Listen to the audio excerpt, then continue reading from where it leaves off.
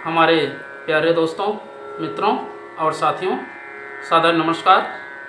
हमारे इस YouTube channel video में और फेसबुक वीडियो में आप सभी दर्शकों का हृदय से स्वागत है। मैं हूं आपका इष्ट मित्र दोस्त मिस्टर शांतिलाल डंसेना, बड़े डूमरपाली, रॉबर्टसन, खरसिया, जिला रायगढ़, छत्तीसगढ़, भारत से हूं। मित्रों, आप लोग हमारे इस YouTube चैनल वीडियो को पहली बार देख रहे हैं तो आपसे मैं निवेदन करता हूं, इसको सब्सक्राइब जरूर कर दें और जो बेल आइकन का घंटी है उसको भी प्रेस कर दें ताकि हर रोज़ का नोटिफिकेशन सबसे पहले आपको उपलब्ध होता रहे।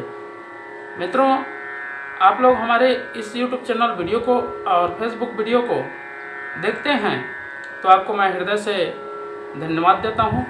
शुरू से अंत तक जरूर देखें, सुने, समझें, अनुभव भी करें। मन कहे, उचित लगे, अच्छा लगे तो आप हमें एक लाइक ज़रूर दें और इष्ट मित्रों के पास शेयर भी करने का प्रयास करें। साझा करेंगे तो विचारों में संतुलन बनी रहेगी और आदान प्रदान होता रहेगा। मित्रों, अगर कोई विशेष संशोधन करना है तो आप हमें कमेंट बॉक्स पर सूचित करें और विशेष रूप से मार्गदर्शन दें। आपका मार्गदर्शन हमारे श्रेष्ठ जीवन का मुख्य आधार है। मित्रों, शरीर की रुग्णता में जो हमारा मन होता है, मनोविकार होता है, वही उसका मूलभूत कारण होता है। अगर हम अपने मन से तन्मयता के साथ में स्वस्थ हैं, अगर मन को, आत्मा को हम अच्छा रखना चाहते हैं तो उसके लिए भगवान नाम का जाप करना पड़ता है और श्रेष्ठ संस्कृति के साथ में, संस्कारों के साथ में जुड़ना पड़ता है। मन को स्पंदित करने के लिए आत्मा जो संकेत करती है उसी का अनुकरण करें। आत्मा जो है हमेशा ऊर्ध्वगामी की ओर दीपक की तरह ऊंचे उठाने का उद्देश्य दिखाती है और हमेशा प्रकाश से युक्त बना देती है। इसलिए मित्रों, मन के कहने पर कोई कार्य ना करें। आत्मा जैसा निर्देश देता है उसी के अनुरूप मन को, अश्व को संचालित करें और भविष्य का भी निर्माण करें। शरीर में व्याधि कब आती है? जब मन विचलित होता है, मन रुग्ण हो जाता है, थक जाता है, तो ये जो शरीर है, पिंड है, इसमें तरह तरह के विक्षोभ, तरह तरह के आदि व्याधि उत्पन्न होती है, जिससे व्यक्ति जो है अपने आप को संभाल नहीं पाता है और रुग्ण हो जाता है। इसलिए मित्रों, अपने शरीर को स्वस्थ रखने के लिए, मन को परिमार्जित करने के लिए और आत्मा का परिशोधन करने के लिए अपने आप का संशोधन करना पड़ता है। तब कहीं जा कर के शरीर जो है स्वस्थ रहती है और जो मनोविकार होती है वो भी नष्ट हो जाती है। जिसका मन साफ है और अच्छे कार्यों के लिए प्रेरणा के स्रोत को अपने जीवन में सिरोधार्य करता है, वही व्यक्ति श्रेष्ठ कहलाता है, देव मानव कहलाता है, विश्व मानव कहलाता है, महामानव कहलाता है।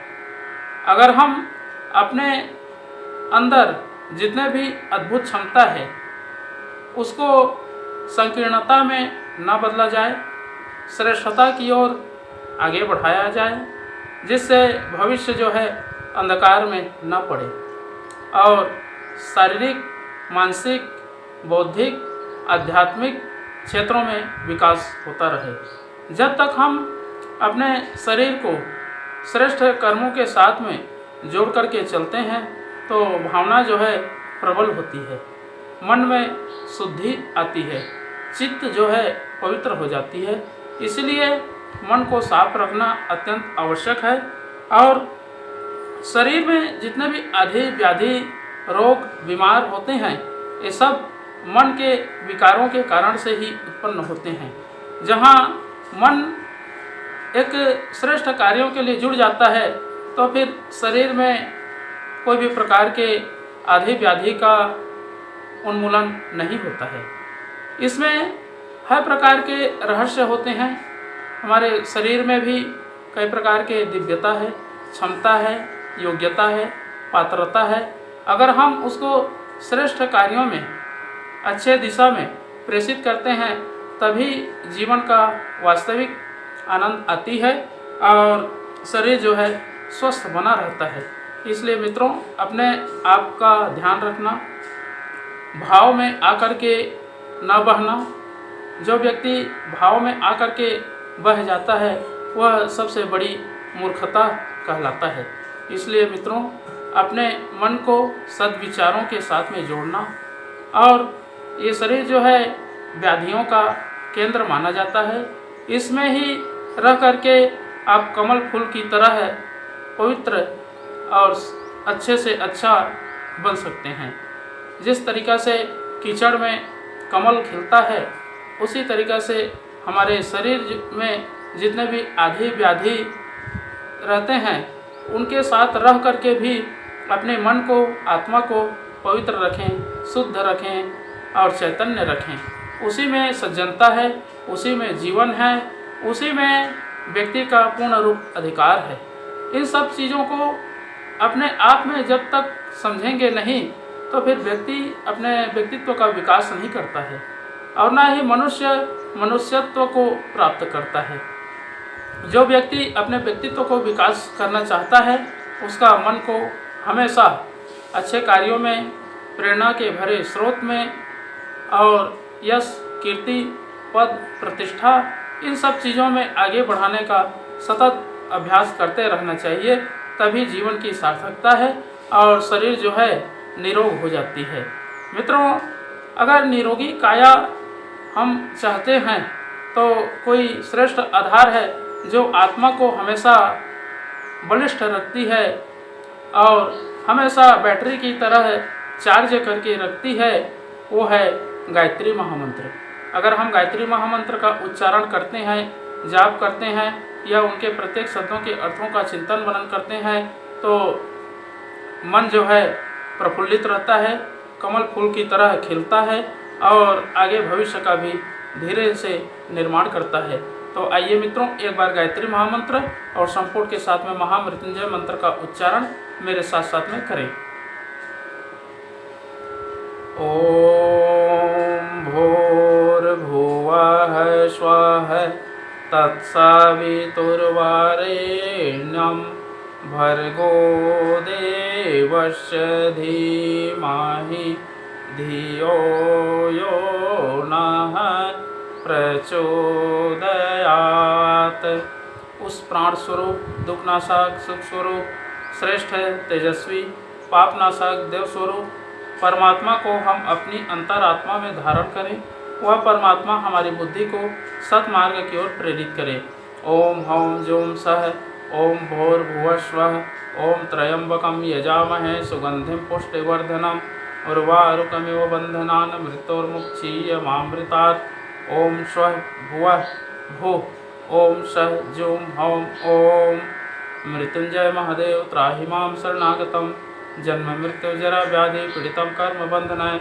ओम असंभवं संभव कर्तुमुद्यतं प्रचंड जंजागृति रोध सक्षमं युगस्य निर्माण कृते समुद्यतं परम महाकालमं नमाम्यहम्। ओम अस्तो मा सद्गमय तमसो मा ज्योतिर्गमय मृत्युर्मामृतं गमय। परम पूज्य गुरुदेव वेद मूर्ति, तपोनिष्ठ, युग दृष्टा, युग प्रवर्तक, युग ऋषि पंडित श्री राम शर्मा आचार्य जी, परम वंदनीय माता जी भगवती देवी शर्मा जी और आद्य माँ गायत्री माता, धरती माता, भारत माता, प्रकृति, पर्यावरण, सूर्यदेव, महाकाल भगवान, सरस्वती माँ, लक्ष्मी माता, सभी ग्रह नक्षत्र, स्थानपति देवता, ग्रामपति देवता, अखिल विश्व ब्रह्मांड के सभी देवी देवताओं के सूक्ष्म संरक्षण में जितने भी हमारे यूट्यूब चैनल के माध्यम से, फेसबुक के माध्यम से, व्हाट्सएप स्टेटस के माध्यम से वीडियो देख रहे हैं, सुन रहे हैं, समझ रहे हैं, ऐसे हमारे प्रिय आत्मीय आदरणीय सम्माननीय परम हितैषी हमारे देवतुल्य भाइयों, देवी स्वरूपा माताओं बहनों, आप लोगों को मेरा सादर प्रणाम। ऋषि चिंतन के सानिध्य में से आज का जो एक बहुत ही दिव्य सुविचार है आपके पास प्रस्तुत करने का बहुत प्रयास कर रहा हूँ। आज का सुविचार है मित्रों, शरीर की रुग्णता में मनोविकार प्रधान कारण। बहुत ही अनमोल सुविचार है। शत्रुता, ईर्ष्या, कुढ़न, भय, आशंका के कारण कई प्रकार के रक्त विकार हो जाते हैं। अनिद्रा का प्रधान कारण चिंतातुर या भयभीत रहना होता है। इन रोगों का इलाज कराते समय निर्भयता का अभ्यास करना चाहिए, साहस बटोरना चाहिए और हिम्मत बढ़ानी चाहिए कि हमारा कोई कुछ नहीं बिगाड़ सकता। स्वभाव में निर्भीकता बढ़ने पर बिना दवा के भी ऐसे रोग अच्छे हो जाते हैं। इसके विपरीत यदि सदा जी घबराता रहे, किसी विपत्ति के आ टूटने की आशंका बनी रहे तो कीमती दवाओं का इलाज भी व्यर्थ चला जाता है।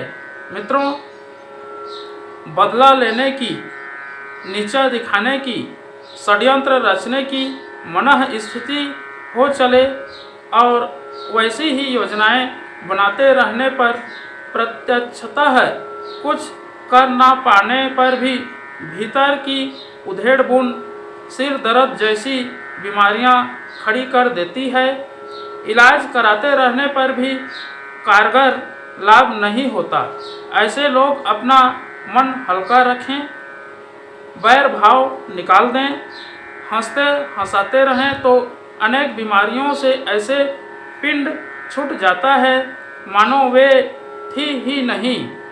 मित्रों, मन को हल्का रखा जाए, सदैव मुस्कुराते दूसरों को प्रसन्न करते रहने की आदत डाल ली जाए, सात्विक विचार रखे जाएं तो शरीर भी अनायास ही रोग मुक्त रहने लगेगा।